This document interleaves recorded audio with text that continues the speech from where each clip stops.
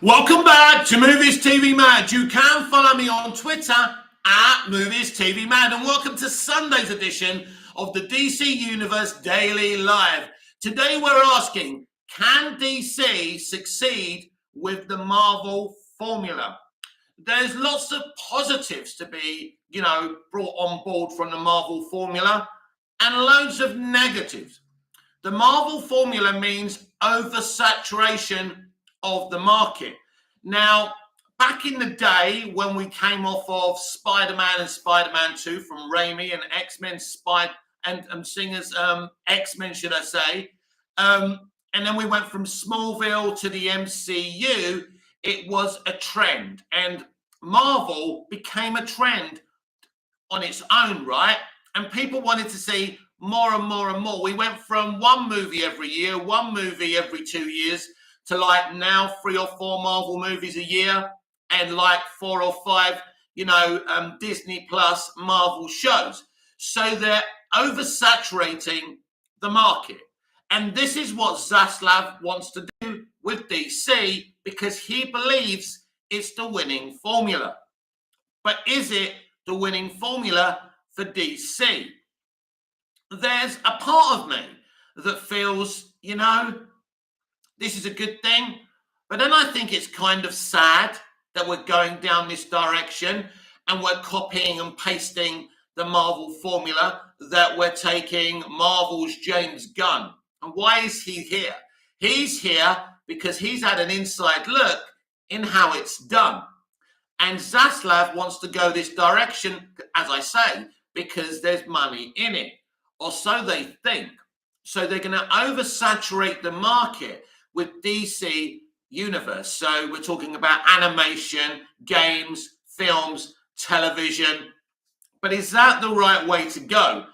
Does oversaturating the market work? John, have you seen the Flash movie promo image? I think I retweeted it. It's just him running. It's like a picture, right? It's like a drawing, a picture or something, just him running. And so I think I have seen it, John. Yeah. So like next year we've got 4 DC movies, which is cool. But what they want to do with DC is have 4 or 5 movies a year, loads of TV shows on HBO Max, animation. So they're really looking at copying and pasting the Marvel formula. But when we talk about copying and pasting the Marvel formula, does that mean we're going to get the same kind of tone and humor than the MCU? And I think this is what's concerning some fans, and I think it should concern fans. If we're going to have movies that kind of are forgettable but are kind of building blocks to the next chapter, personally, I think you can do good movies, great movies, but keep on doing that, that paint by numbers kind of, continuing saga thing. But I think if DC goes down that way of kind of doing mediocre plum movies, I think we'll fail. Because what's good for the goose is what's good, is not what's good for the gander. For example, there's 2 very famous cola drinks, Coca-Cola and Pepsi. Now, when you drink Pepsi, you can tell that it's different to Coca-Cola, right? Pepsi's nice. I like it, but it ain't no Coca-Cola, right? And this is the situation. Nobody knows Coca-Cola's secret ingredient. And so if DC try and copy and paste the MCU, there's a risk at failure, because they've always been compared to the Marvel Cinematic Universe, but at least with Snyder, they were doing something utterly different. Now, they're really going to be compared to the MCU now, because they're trying to attempt to do exactly the same thing. And what you get with James Gunn, because it's interesting, not necessarily, but you could get the kind of tone from the James Gunn movies into all these DC movies, because I'm assuming he's going to co-pen all of these movies himself. So does he actually have the capability of understanding that DC and Marvel are two different entities. And as I say, what's good for the goose isn't always good for the gander. And I feel that we've got to be really, really careful here because, you know, DC characters are very, very different. In terms of Superman, for example, you know, you've got to make a great Superman movie. You can't just use Superman as a building block and an entry point to your new universe. Otherwise, Superman will fail because Superman has a lot of history in live action, both in television and in film. Some of it's been good, some of it's been indifferent. So you have to be very careful because once you make a Superman movie, everyone's watching, everyone's going to compare it to Superman the movie and maybe even Man of Steel to a point and say, well, you know, that's Man of Steel and this is the movie that you've given us. And so the Marvel formula, you know, there's two kind of things here.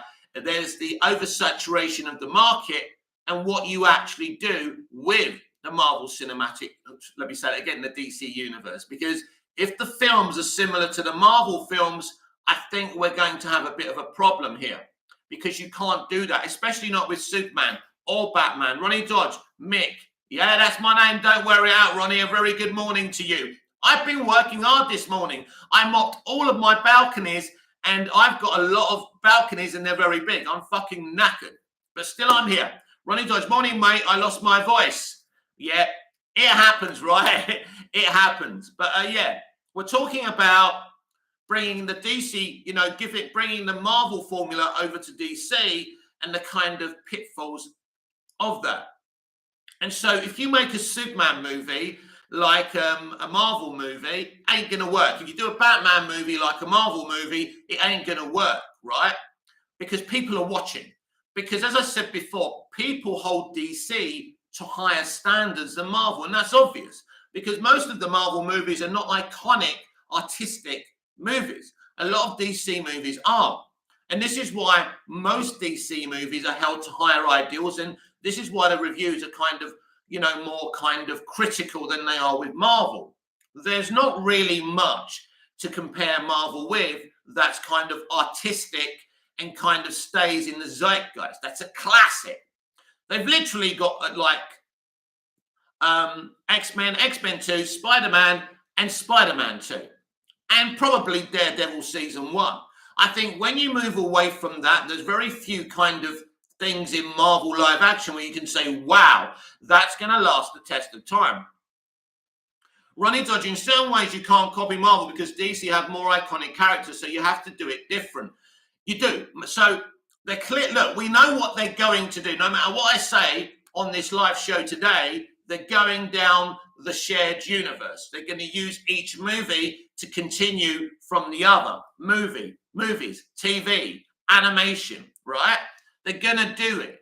But it's how you do it that's important. As Ronnie says here, it's very different.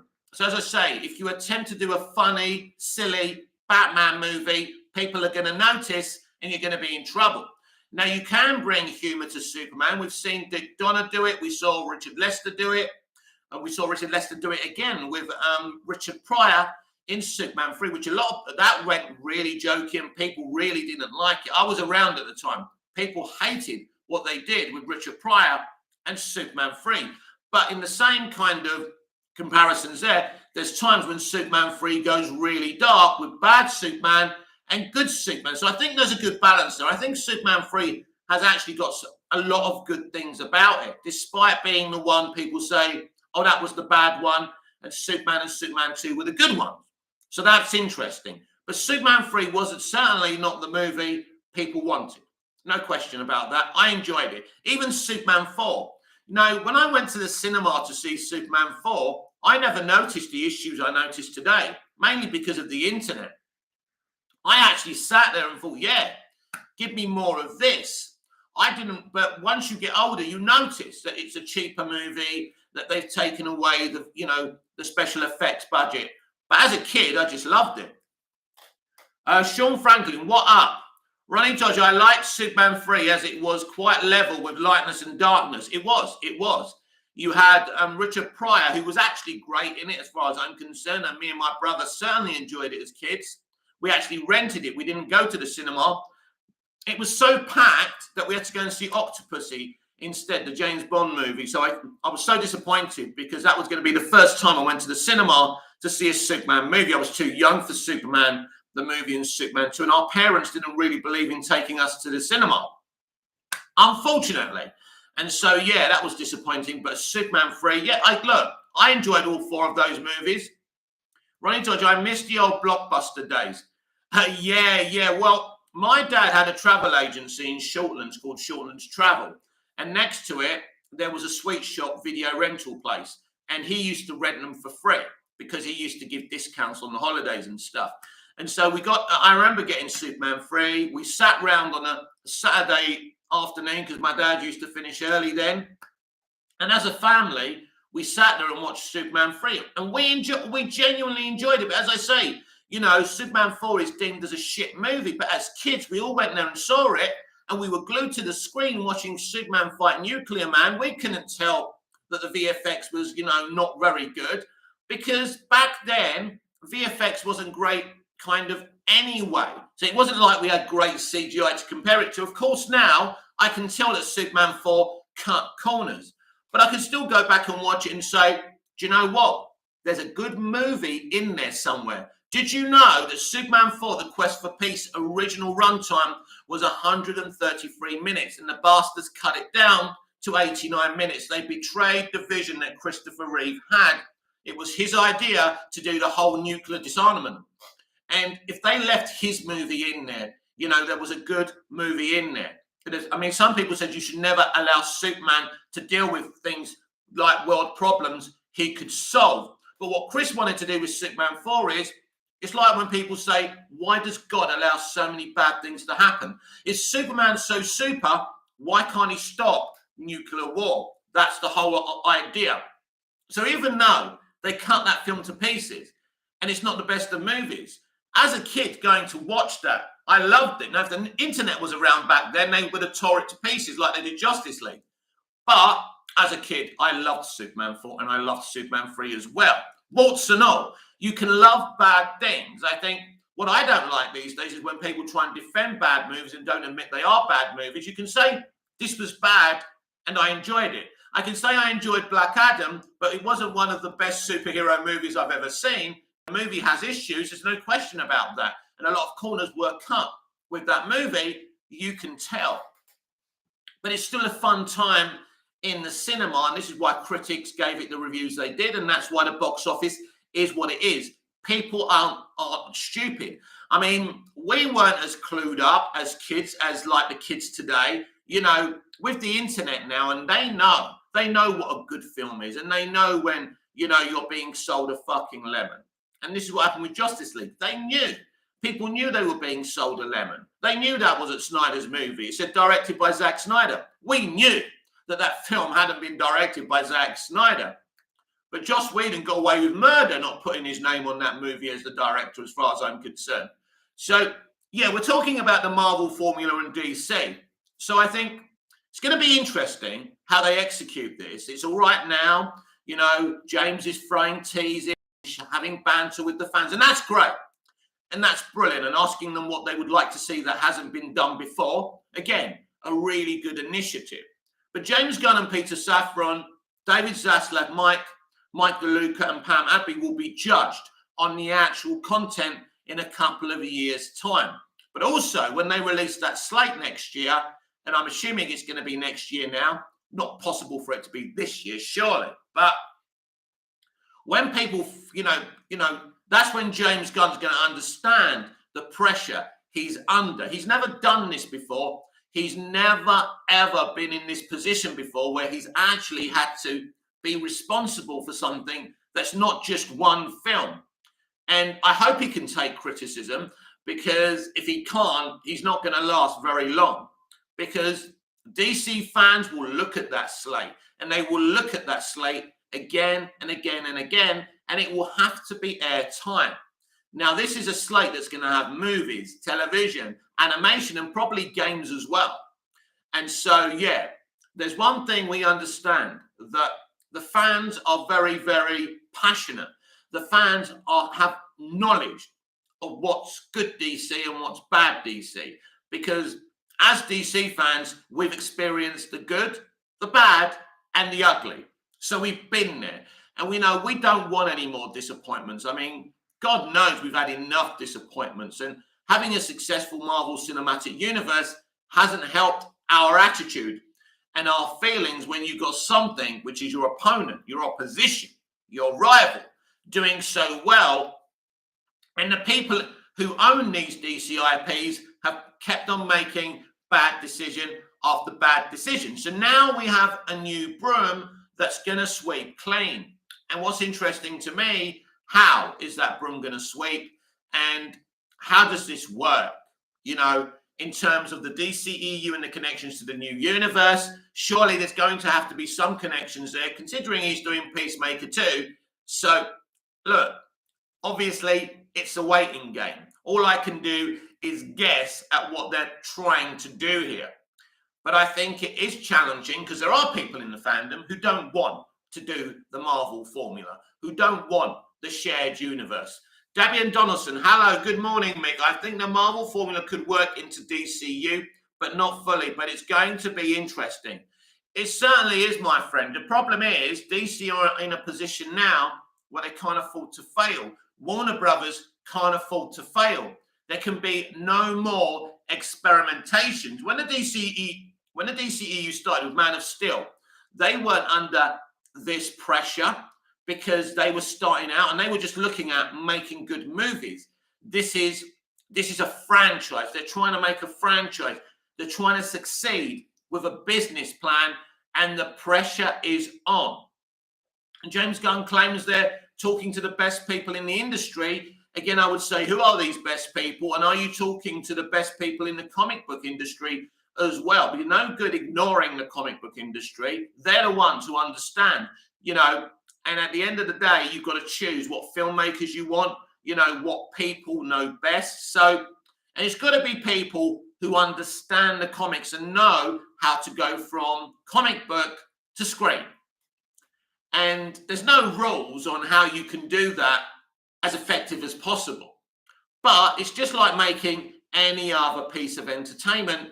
You have to captivate your audience. Superman the movie captivated its audience. Spider-Man and Spider-Man 2 captivated its audience. X-Men and X-Men 2 captivated its audience. Smallville was lit the blue touch paper and was something truly, truly different. At a time when people were desperate for a Superman movie, nobody wanted Smallville when it happened, but it was so good, we all embraced it. I remember shouting and screaming when I heard they were doing a Superboy show, aka Smallville. I don't want this. I want an epic Superman movie. I remember being on holiday over here in Cyprus and reading it in a Cypriot newspaper and just losing my absolute shit. And then one Sunday after a skinful the night before, I was playing with my channels on Channel 4. Smallville came up. And I thought, well, there's only one Smallville where Superman grew up. And that was it. It was charming. It was brilliant. But it wasn't the show that I asked for. It wasn't the take on Superman that I asked for. But it was something that I became genuinely obsessed with and in love with. And it became, as sad and as pathetic as it sounds, Smallville did become my whole life. But at a time when I needed it. Superman has always been there for me when I've needed him, when I've been desperate for him. He's always been there with a new iteration that's worked. As a child, when I first was introduced to Superman via Christopher Reeve, that was important to me. And then with Smallville, that was important to me. It's just amazing. And then the DCEU Superman, that was very important to me. And now, who knows? Who knows what they're doing with Superman now? I have no idea. But it's going to have to work. You know, you've actually got to make a movie, not just an episode that continues the franchise. So you can do that, but it has to be a good movie as well. And if it's not, people will notice and people will call you out. There's no getting away with this. There's no, you know, garnishing the situation. You are in a position where you have to make great movies. Shared universe, shared continuity or not, you have to make a great movie. The Batman is a great movie. The Joker is a great movie in their own little universes, right? And I think there's a lot to say for things like that. Of course, there's a place for, standalone movies, standalone franchises like the Batman and the Joker. And there's also a place for shared universes. But they still have to be educated in the right way. But we see how excited Marvel fans get every time there's an MCU movie or a Disney Plus show and they see all the Easter eggs and the connections. They like it. People genuinely want that and get excited for that. Wakanda Forever may not be peak MCU in terms of box office or creatively, but people are going to see it in their droves. And basically, in one weekend globally, it's already reached what Black Adam is reached kind of in the past 3 or 4 weeks. And that tells you the strength of the MCU and the fan base. And this is what they're attempting to do, to get a fan base that want to come in movie after movie. And of course, if you do a shared universe with a continuing story, people will feel they will have to, consume each movie or each TV show, each animated movie. And the gamers will feel they have to buy every DC game. And that's the trick over at Marvel. And it does work even today. Because even if Marvel finished now, it wouldn't matter. They've been successful. Over 20 movies. A multitude of TV shows already. It's been a success. They've done their thing. But it isn't going anywhere. It's just going to go on, and go on. Because even at the rate it's going now, because nothing can be peak forever. Dallas was the biggest television show in the world. And once they made a whole season, Pam's Dream, that was it. But there was a time when Dallas was the most watched thing in global television. It was peak, but everything goes past its peak. Neighbours, Coronation Street, all the best TV shows, X-Files, everything has its peak. The MCU has had its peak, but it's been quite a peak. And cinema hasn't seen the success story of the Marvel Cinematic Universe, but it doesn't make the films good. It makes the idea good. It's a good business formula in terms of entertainment. But at the end of the day, I wouldn't go as far as to say the movies are good and the content's good. Dabian Donaldson, what did you think of Dean Cain's portrayal of Superman in Lois and Clark? He's my least favourite Superman, Dabian, to be absolutely honest. It's my least favourite entry into the pantheon of Superman or DC live action. It just wasn't for me. But I concede many people did enjoy it, and it went for 4 years. I think that Terry Hatcher basically was carrying Dean Cain on her shoulders. Terry Hatcher was the star of that show, really. She was the one who could actually act. Dean Cain doesn't look like Superman. He should never have played Superman. And that's just my opinion. They didn't even try and cast a better Superman. But it was a very cheap show. But people enjoyed it. People had fun with it. And that's cool. It just wasn't for me. And so, yeah, at the end of the day, we're going to have to wait and see, because we're going to be sitting here for a long time wondering what's going on and how the new is going to be connected to the old, if at all. So next year is just like a weird year again, because we've got 4 movies that are not part of James Gunn's and Peter Safran's vision, right?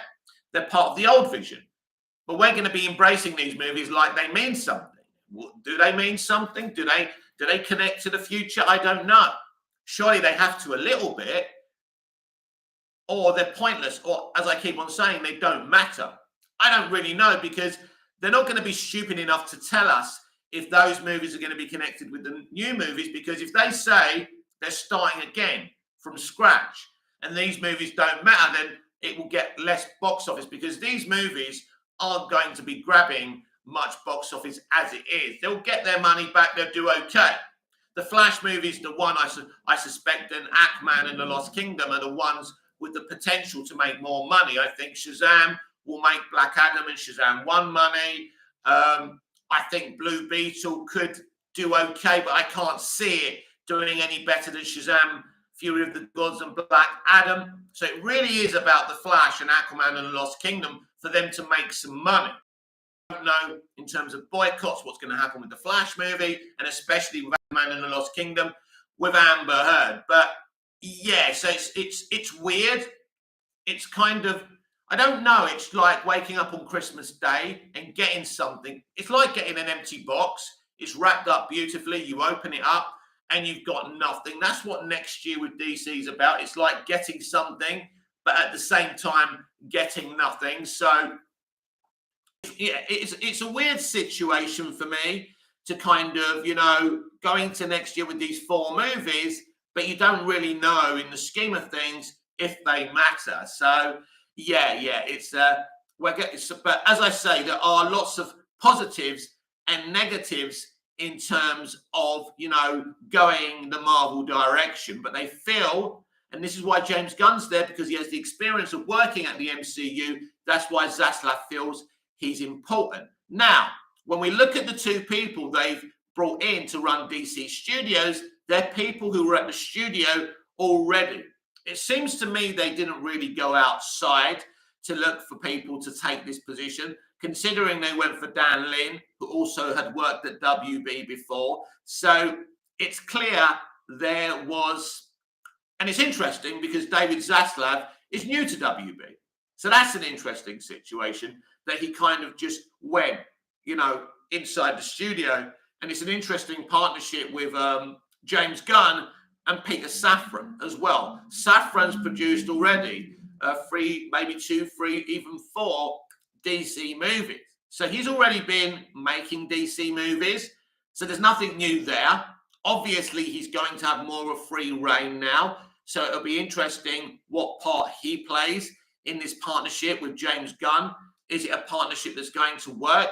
Apparently they're mates, but they all say they're mates in this industry. It doesn't really mean anything. But yeah, the proof in the pudding is in the eating.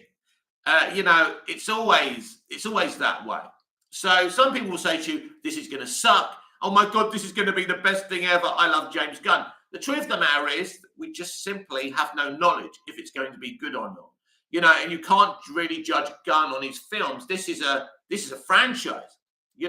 This is a different kettle of fish entirely. He's never been in this position before, right? And I suppose you could argue that Peter Safran really hasn't been in this position. There's a lot of pressure. This will be the biggest, most pressured job those 2 have ever been involved in. Because it's not about just producing one movie. It's not about writing and directing a movie for Gunn. This is responsibility to take something that's failed year after year after year and make it successful. And so that's why I keep on saying the proof of the pudding is in the eating. And,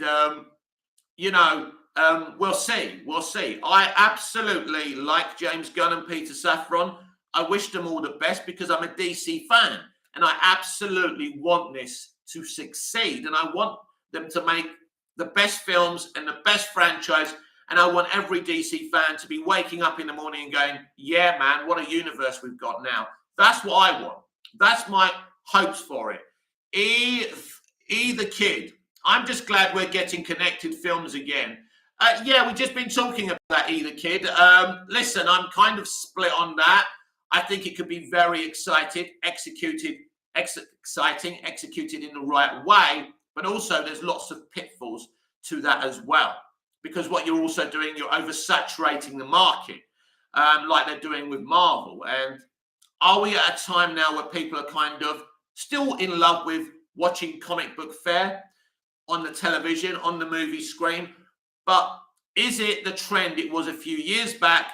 And is oversaturating the market going to hurt DC even more? Well, if it's an exciting universe, if the films are actually really, really good and entertaining, if they can do both jobs in terms of a good connective universe and good movies, of course it can work. However popular, superheroes are or not, at the moment, if you do a good job, right, because there are fans out there desperate for this shit. There's no question about it. And if you do it well, of course it's good. So I'm kind of excited they're doing this. I can see the potential in doing this, and I'm kind of hyped for it. But I'm also thinking, You know, there's ways that this might not end up too well. And it's interesting because, I mean, Kevin Feige had never done this before. He'd been a producer, but he'd never run a franchise and created something. I mean, but to be fair, Kevin Feige wasn't president of Marvel Studios at the beginning. He had produced some Marvel movies, but he'd never had this responsibility before. And so he and the people who put the MCU together from Iron Man didn't come up with something new. They took a television series formula of having an arc every season, you know, connective tissue, and they put that in a movie franchise, and it worked. But when you're doing this, you've got to know everything. You've got to have everything written down. You've got to remember what this character did in that film, and then remember that. That might seem like an obvious thing, but there's so many ways that you can drop the ball with that. Dabian Donaldson, that's very cool, Mick. After watching Black Adam recently, I'm looking forward to Shazam 2 next year. I want this new era of the DCU to be good too. Yeah. I mean, I don't know. What are we saying? Are we saying next year's 4 movies are part of the new DCU, or are they still part of the old DCEU? Do they have anything to do with the new universe? Don't ask me. I just live here. I don't know. I'd love to know. I've been tempted in asking James, but I've seen so many people asking him this and asking him that. I'm going to leave it for now. He probably won't answer me. But yeah, yes. Black Adam was a good film, my friend. I'm looking forward to Shazam 2 as well. But I kind of know what kind of film it is, and I don't expect it to do much. It'll be entertaining. I think we'll enjoy it, but I don't think it's going to last in the memory banks very long. And I think it's going to be another $400 million for that movie. If anyone's thinking that movie's hitting $1 billion, you're in dream world. But that's the problem with the DCEU. I think Blue Beetle, again, will, you know, if it's lucky, if it does really well, I think the limit is 500 million. But again, 300 to 500 million for Blue Beetle. The films that have potential, of course, are the Flash movie, because that's really the movie that's going to show you so many cameos, so many crossovers, and that's going to be exciting for people. But super. MCU being 30 movies in sounds absolutely crazy. I have mixed feelings on a shared universe. How long should it be? Well, there's no limit. There's no limit on the MCU, is there? And there's not going to be a limit on this new DC universe. It will go and go and go as long as people consume it, my friend. So there's not going to be a length of time. You'll get a slate and you'll know what's going to be connected and what's not. But there's no length of time on it. So you ask how long should it be? I mean, it's DC. We want it to go and go and go. There should always be a DC universe, and it should always evolve. One thing you can say about the MCU, it evolves and builds and, you know, creates new world building. And that's one thing, even in phase 4, the MCU has done so well thus far.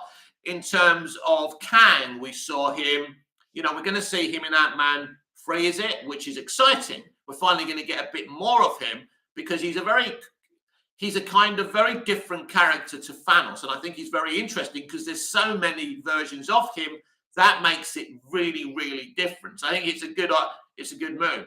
But I've been thinking of what villain can we have in the first phase of the new DC universe. Guess what villain?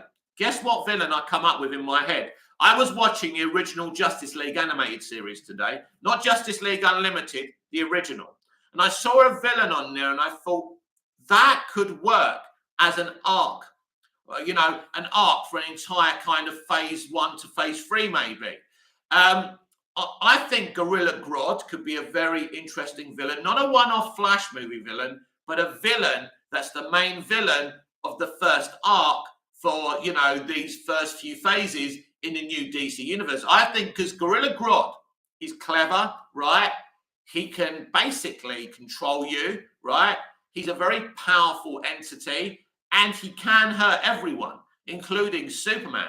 And so I think Gorilla Grodd will be something very, very different. As I don't know what James and Peter are thinking here, but Gorilla Grodd, I think, would be really, really good to be the main villain of the first DC Universe story. So I don't know what you guys think of Gorilla Grodd being the main villain of the first arc of the new DC Universe, but I was watching a 2-parter in the original Justice League, and I think that will be interesting. Bad Super Gorilla Grodd could be really interesting. I like that idea. Cool, thank you. I think, well, look, we've seen Gorilla Grodd used quite well in Arrowverse. That's one thing about Arrowverse. They have brought in like iconic characters and villains, and they've created a universe. At least they actually had an interconnected universe. Whether it's good or whether it's bad, whatever you think of it, they tried to do something, right? And that's cool. But yeah, I think Gorilla Grodd would be great if they used him as the main villain in the first arc, because he, as I say, he has got all these facets. I mean, he's not a human being, he's not an alien, but also you can do you could bring a kind of social commentary about animal cruelty. It's what we saw in the Suicide Squad and Starro. I thought that was brilliant how James dealt with that. Peter Capaldi's torturing. He's been torturing that thing for so many years, and he's so clever, Starro. He knows that's his tormentor, so he gets him in the end. So I like that commentary. There's not enough commentary about animal cruelty, and I think you see in comic books being a lot of social commentary in kind of graphic novels, and I think it's really, really cool. So with Gorilla Grodd, you could actually make him a little bit sympathetic, a bit like Starro, and even Zod was very sympathetic when you look at what he's attempting to do. Zod agreed with Jor-El. Krypton was dying. It's like kind of the climate change deniers. That's what the Kryptonian Council are in Superman the movie and in Man of Steel. They're denying that their planet is dying. They went from being explorers to creating artificial life forms, right? So the commentary in Man of Steel is got lots of social commentary on the environment, and they use Krypton. And even if you watch the BTS of Man of Steel, they talk about that a lot. Michael Shannon says, I noticed the other day we discovered another planet just like Earth. So when we're done fucking up our planet, we're going to go and fuck that planet up. This came from Michael Shannon himself. So I think that, Gorilla Grodd could be a very interesting arc-based villain. John, an animated DC movie would do really well in the cinema. Well, we have had an animated one this year, John.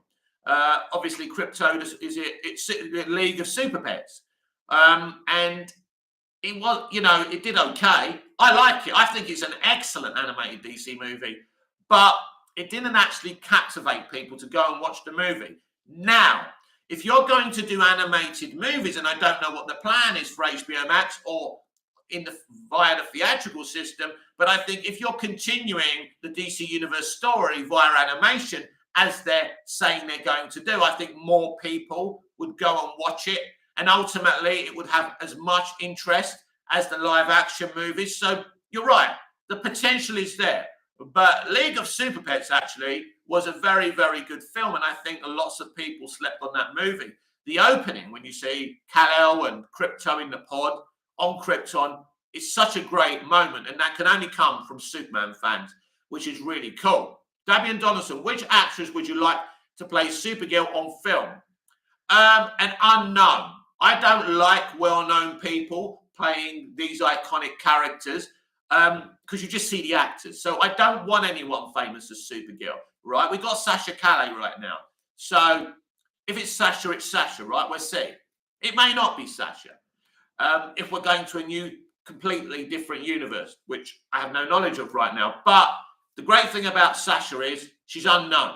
So she's Supergirl. She's Kara, right? The thing is with Melissa B, Mel B, should we call her Mel B? She'd love that. The thing is with Melissa Benoist, I'd never heard of her before. So she was Supergirl straight away. And I kind of enjoyed the first few episodes in the first season. Then it went off the rails after it left CBS. But yeah, so I don't want, people always ask me, who would you want to play this one? Who do you want to play that one? I don't like famous people playing these iconic characters. Either Kid, what do you think about video games in the DCEU, like Gunn mentioned? Yes, what he said, Either Kid, is that he basically, I keep on repeating this, it may be boring, but he wants one story spanning movies, TV, animation, and the games. He wants to have the same story in the games that he's dealing with in live action, cinematically, television, and in animation.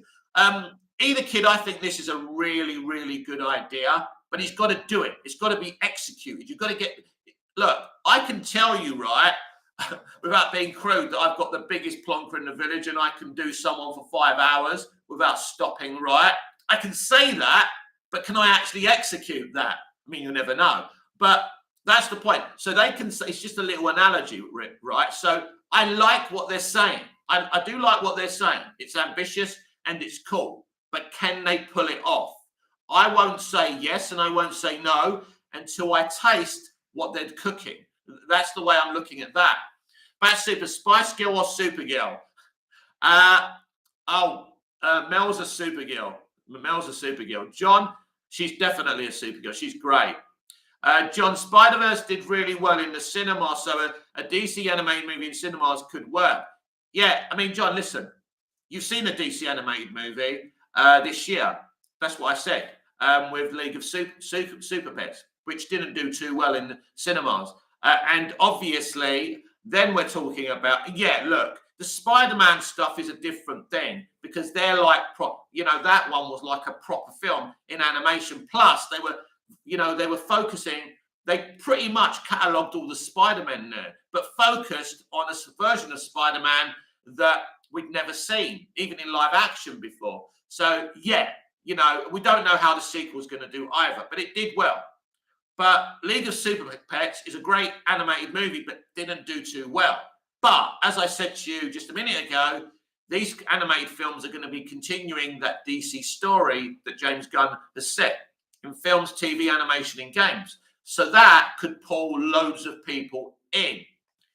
But the evidence is there for a standalone DC animated movie. Didn't do too well, and it was a really good film, which is a shame. But I don't think people were interested in the League of Super Pets because people don't care about superhero pets at the end of the day. But a really great movie, and if you've got kids, definitely get it on the TV for them.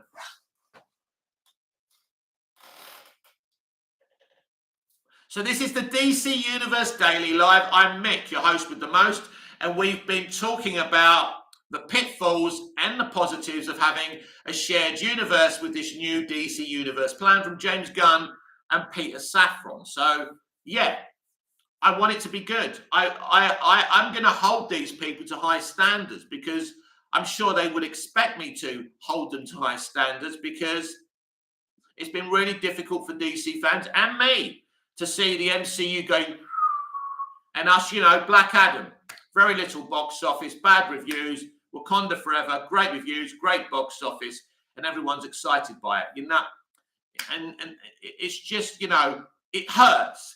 It fucking hurts, As a DC fan, that hurts me. It's like my beloved Manchester United were playing today, and I see all the rivals and enemies winning. It hurts me. Either kid. Tie-in games for comic book movies don't always do well. It can only be successful if it isn't rushed.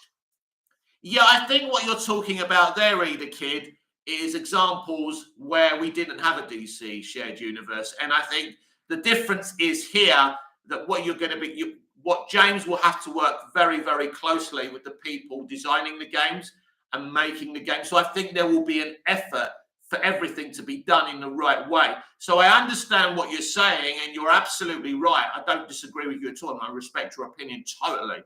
But I think that the concept of what James is talking about here is totally different, and they're going to be working hard to make sure that this is a tight franchise, even with the gaming.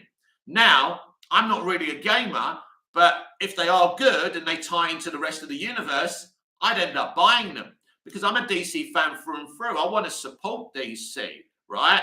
And if they're going to give me a universe that's exciting and it works, and we get gaming, cool gaming, because I love Injustice and Injustice 2.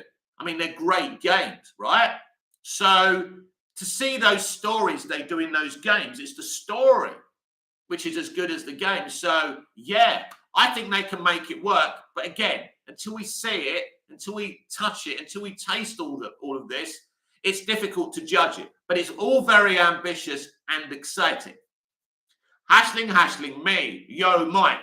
And it certainly won't be rushed, Either Kid, because, they're going to work. All this universe isn't going to be thrown out there. You're not going to see anything next year. They're going to work slowly on this, and this will come to fruition, I believe, by 2025 sometime. I think we'll start seeing content. And I think that's the target for them, you know, mid 2025 maybe, or just start pushing content out there. And you're right, we don't want them to rush stuff, and that's important. The problem with the DCEU was that they were rushing stuff. And they were trying to, you know, this is why we went from the, you know, Zack Snyder's Justice League to Justice League, because they thought they could cheat their way to the top. You can't do that. You have to put the legwork in. And I believe the people who are there, and let's look at the people who are there. David Zaslav, who built Discovery Plus from nothing. Mike DeLuca, who produced, I think, at least the first Blade movie. Pam Adby, who's got a great record in the industry as well. James Gunn, whose record speaks for itself. And Peter Safran, who also is no donut or monkey either. So the people who are there, you know, have got everything in their makeup to succeed if they do the right things. John, I am a fan of Snyder, but I'm glad we are moving away from that. I'm going to tell you my honest opinion. I'm sad. I am sad because he should never have been removed, because I believe, from my point of view, he was giving us, as DC fans, something compelling, unique, utterly different, and something that will never be forgotten. He really did, for me, give us something special. But there are negatives with that, with some of the stuff he did in the films, and I agree with that. So I don't celebrate that he doesn't get to finish that vision, because I would have loved to have seen it. But yes, it's happening. We're moving on. I'm not angry about it, but I'm not happy. I won't celebrate that. I'm not happy about that. I don't think it's a good thing that, you know, a visionary director didn't get to finish what he was doing, because I like those first three movies. I think I love what he did with the first Wonder Woman film. And he brought, you know, a comic book writer. How many comic book writers get to co-write a movie? You know, Zack co-wrote Wonder Woman with a guy from DC Comics who actually understood Wonder Woman. That's why it's such a good film.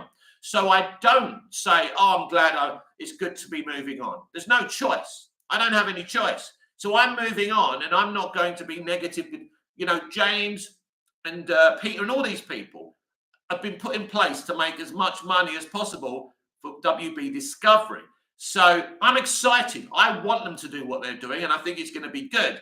But I certainly don't celebrate, you know, a visionary director having a vision taken away from him, because I think it was unique. I think it was unique. It was art.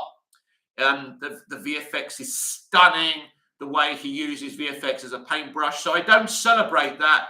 But yeah, we have no choice but to move on. What the new people are offering is something very, very exciting. But it is sad that Zack never got to tell his story. Dabian Donaldson, when they start doing these new films for the DCU, do you think they should scrap end credit scenes or not?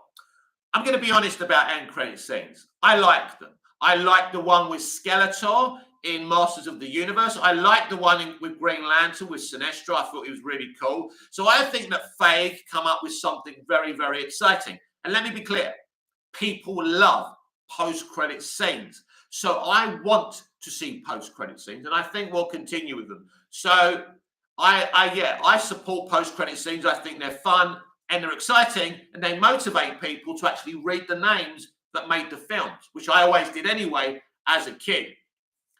John, and not all of Zack's DC movies are family friendly. No, they're not family friendly, and that affects you as a business. But in terms of what we saw on screen, I enjoyed it, and I wanted to see more of it. And it's sad he didn't get to finish that story.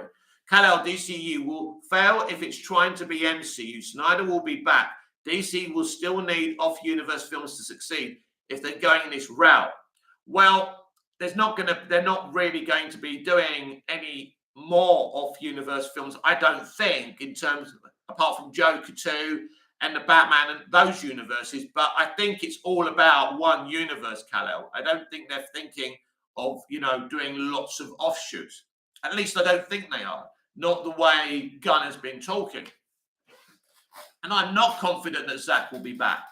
I'm not saying I don't want that, but I don't see how. So let's see. Let's see. We haven't got enough information to start saying he'll be back or he won't be back. Don't know. We simply don't know. and it's a case of waiting and seeing. So making assumptions in this game is very, very dangerous. So I try not, now, because I don't know what they're doing. I have no idea. All I know is they're doing a universe, right, that's going to be interconnected in movies, TV, games, and animation. That's all I know. That's all you know. Who's going to be making that stuff? Who's going to be involved in that stuff? We don't even know who's doing the next Superman movie. And so it's exciting, but I'm not going to sit here and be biased and say, yeah, Zack will be back or Zack won't be back, because it's not right, because I'll be misleading people. So, but I like, I like Zack. I do. I always like Zack. I like how he makes movies. And I'm certainly very excited for Rebel Moon, which I believe is going to really expose Disney Star Wars big time. And I think maybe that's what you Snyder fans should be doing, focusing on Rebel Moon. John, I wonder how many kids went to see Man of Steel. Interesting. I probably think they had a first look. I think maybe some parents, when they found out about the neck snapping, probably didn't take their kids. But listen, look, the box office is there. It was okay, but it wasn't brilliant. But yeah, obviously that moment does stop your kids going to see that movie. I think if you're a responsible parent, you don't allow your kids to see someone snapping another person's neck. It's not something I would have allowed my children if I had children. I don't have children, by the way, just to be clear, but I do have 10 nephews and nieces who are getting older now. But obviously, I don't think their parents would have allowed them to go and see a movie where maybe my nieces and nephews did see Man of Steel. I don't know. Although I think most of my nieces and nephews, I know my niece is obsessed with the MCU. So,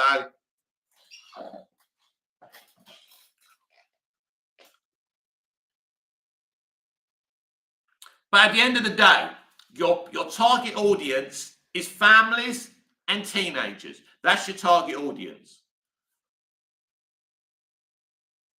Because teenagers have a disposable income, right? And I think this is what, when Snyder fans talk this, say this, that, and the other, they don't understand the business of the industry. And the industry is more a business now than it's ever been. It wasn't like this when I was a kid growing up. Yeah, Lucas created kind of this thing where you merchandise something and you basically milk it fucking dry. He created what Hollywood is today in a lot of ways. And it's kind of sad that that's the thing, that it's literally just a business, but it is. And the kids with the disposable income are very important. That's why you've got a TikTok shop now, right? Because they're all on there. That's where they go. They don't watch TV anymore. All their entertainment is via their device. So, it's changed. If you don't understand what's going on today, I mean, if you've got your head under, a pillow, or you've been living under a rock. But basically, it's about money. There's lots of money to be made from these kids with disposable incomes.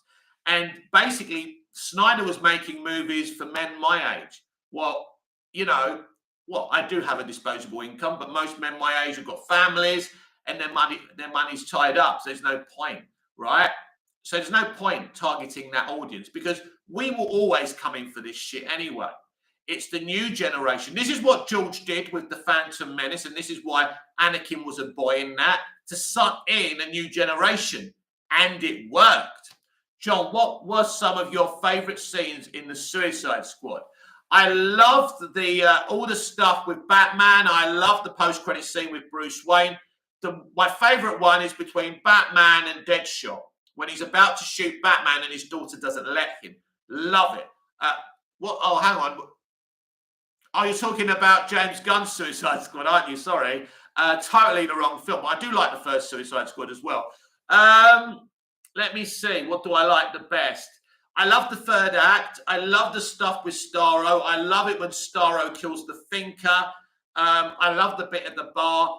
I don't think there's... I love Bloodsport's gun, by the way, but I love it when they're all standing there and they all decide to fight and stay there and fight Starro. I think that's great. I love King Shark when he's picking the guy up and putting him in his mouth. Yeah, and Peacemaker was fun. Obviously, the most devastating moment is Rick Flagg's death. I understand why James did it, but he was my favourite character in the first film. No, I think Boomer was my favourite character in the film. And yeah, Captain Boomerang, he's so good, you shouldn't have killed him. But yeah, I like James Gunn's The Suicide Squad. Sorry, John, I thought the first one, which I love as well. I love both films.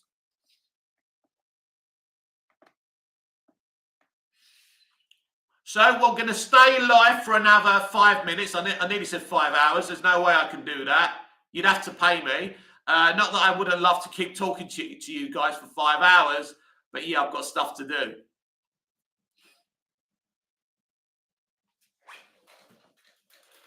Of course, I'll be back live after me dinner, whenever that is.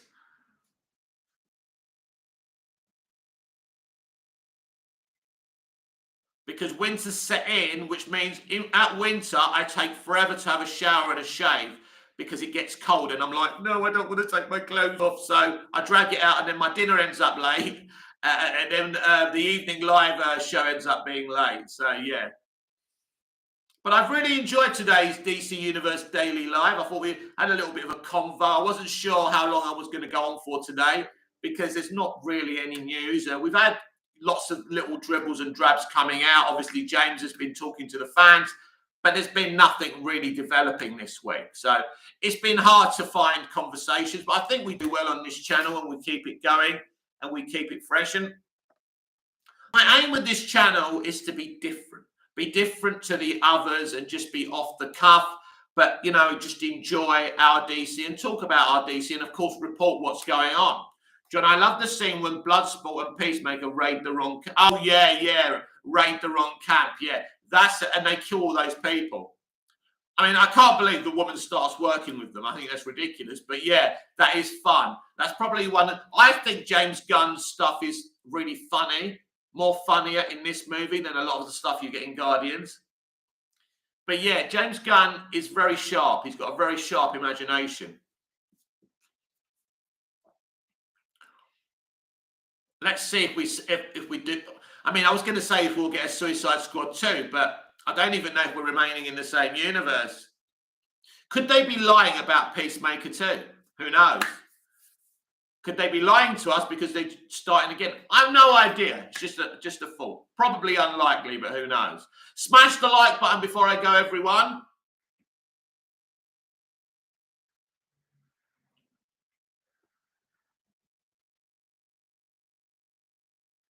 When I do these live videos, I've always got that song from Grease 2 in my head. Let's do it for our country. Our country wants us to. It's Uncle Sam who's asking. Who's that guy? Where did he come from? Who's that guy? I actually like Grease 2. Many people don't. Maxwell Caulfield, who actually was in the Dynasty spin-off, The Colbys. So I remember Maxwell, and he was in Casualty. I know my entertainment. I know things that you don't want to know, that you're not interested in. John, just send you a like before you go. Thank you very much, John. It looks good. 5 viewers, 5 likes. And with someone like me who suffers with OCD, that's good. That's good. I mean, it shouldn't be good, only 5 viewers, but I don't give a fuck, do I? I don't give a fuck. I'm just here for the jazz. You're always on the jazz, Hannibal. I ain't going on the plane, Hannibal. Murdoch, you crazy fool. It's crazy, isn't it, what we watched as kids? A-Team, Knight Rider. Wow. It was all good shit, though, wasn't it? It was all kind of good, clean fun. Da, da, da, da, da, da. So, yes, just wrapping up today's DC Universe Daily Live. I think it's a wait-and-see thing with this new structure of a contained shared universe, and if it can work or not. Of course it can work. Really, Kevin Feige's the only one who's really succeeded at it. And I think, it's going to be interesting if someone else can. They've tried to succeed at DC with it and haven't. We saw Universal's Monsters Universe with the first Mummy movie with Tom Cruise absolutely fail at the first hurdle. They were trying to do it.